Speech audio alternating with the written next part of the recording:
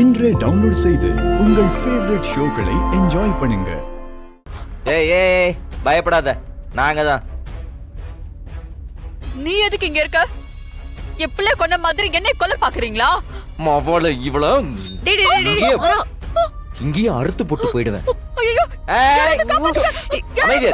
அமைதியாரு. நீ என்ன கத்தனாலும் யாரும் வரமாட்டாங்க. உன்னெல்லாம் அங்கேயே போட்டிருக்கணும். பாவப்பட்ட ஹாஸ்பிட்டலுக்கு தூக்கிட்டு வந்து அட்மிட் பண்ணிருக்கோம்ல, எங்களை சொல்லணும். மாறா, வேண்டாம் மாறா, என்ன விட்டு. நானே என் பிள்ளை பறி கொடுத்துட்டு தவிச்சிட்டு இருக்கேன். ஏய், ஓவரா நடிக்காத, மரியாதையா சொல்லு. நீயும் உன் பொண்ணும் சேர்ந்து டிராமா தானே போட்டிருக்கீங்க. எல்லாம் போய் தானே? சொல்லு சொல்லு.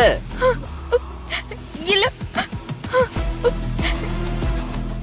எங்க அவ செத்துட்டா.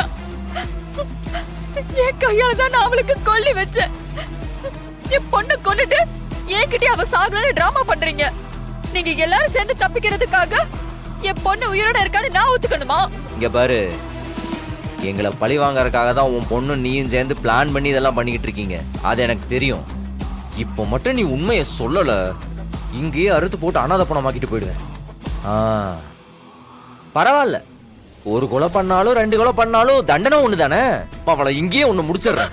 இல்ல, என் பொண்ணு செத்தது உண்மை. நான் பொய் சொல்லல. என் பொண்ணு செத்தது உண்மைதான். என் பொண்ணு செத்துட்டா செத்துட்டா செத்துட்டா.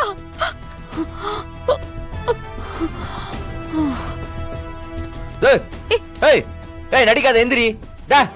எந்திரி. விடுறா விடுறா விடு விடு.